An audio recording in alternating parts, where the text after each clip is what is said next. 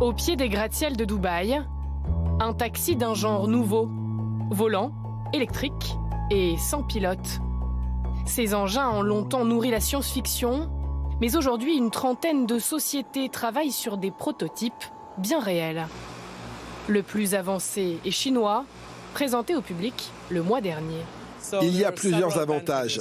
Tout d'abord, il est autonome. Il est donc conçu et fabriqué pour tous ceux qui n'ont pas de licence de pilotage et qui n'ont aucune idée de comment voler. C'est la première chose. Et la seconde, c'est que ce taxi-drone est extrêmement sûr. Sur les rangs aussi, le géant des transports Uber, associé à un constructeur.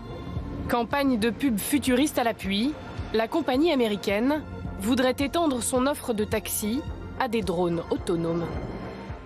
D'ici 2023, notre objectif, c'est de pouvoir opérer des vols commerciaux. Concrètement, vous aurez une application, vous aurez toutes les versions d'Uber comme maintenant, mais vous aurez aussi Uber Air.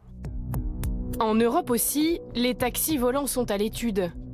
Airbus travaille sur 2 projets et vient d'annoncer un accord avec la RATP pour développer ses robotaxis en région parisienne.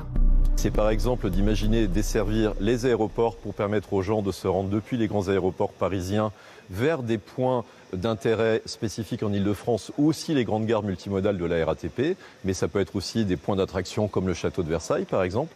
Un projet qui pourrait voir le jour d'ici 5 ans, en 2024, l'année des Jeux Olympiques à Paris. Mais il faudrait encore décrocher les autorisations de l'aviation civile et surtout convaincre les Parisiens.